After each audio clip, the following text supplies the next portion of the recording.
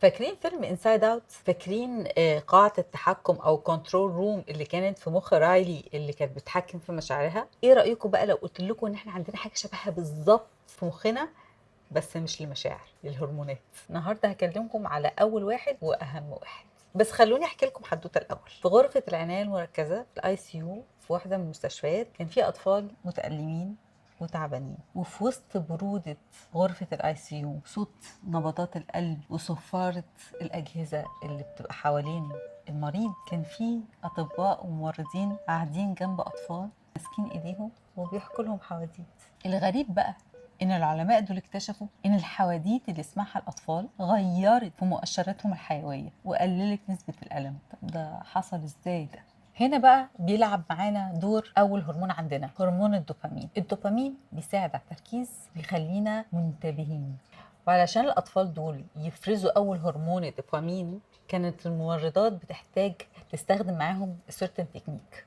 يعني بدل ما تقول لهم كان يا مكان كان في سنجاب عايش بره، كانوا بيستخدموا حاجة اسمها curiosity gap، إن هم يفتحوا مجال للفضول عند الأطفال.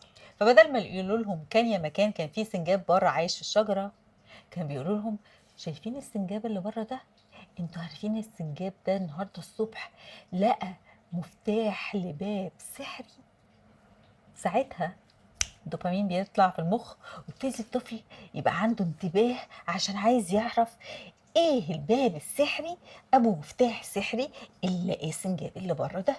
وده اول هرمون بيطلع في مخ الطفل اللي كان في الاي سي يو، بيطلع في مخنا لما يبقى في حاجه بتشدنا، بنبقى عايزين نعرف تفاصيلها ايه، هو ايه اللي بيحصل في القصه اللي هي الاطفال بيبقوا عايزين يعرفوا ها وبعدين بيحصل كده.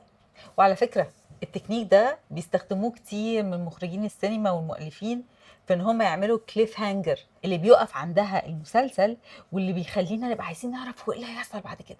وعشان كده كتير منا بيبنج ان هو يتفرج على مسلسل ورا بعضه عشان مش قادر يستنى يعرف ايه اللي حصل بعد كده. فالخلاصة الدوبامين بيلعب دور في انه يخلي المستمع او الجمهور او في حالة القصة بتاعتنا الاطفال منتبهين ومركزين ان هم يسمعوا الحدوتة ويعرفوا تفاصيلها.